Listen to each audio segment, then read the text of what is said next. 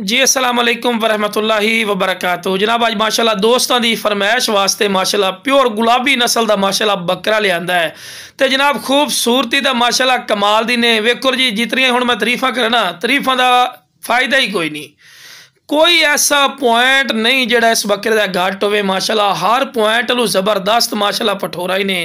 वेखो जी पठोरे की well check करो, चंगी लंबी वेल, लंबी गर्दन दे विच ते माशाल्लाह हर पॉइंट नूं जबरदस्त। वेखो ना जी कोई ऐसा पॉइंट नहीं होंदा कि जेड़ा घट होवे। ते बाकी जेड़े शौकीन दोस्त होंदे ना, जेड़े पलाई वास्ते बकरे रखना चाहते हैं, आखदे भी यार पलाई भी होवे ते सुन्नत इब्राहिमी ते ही लावना है और बकरियां भी नाल दे नाल आस करा लईए भी चलो ब्लड लाइन वध जाती बकरियां दे विचों है।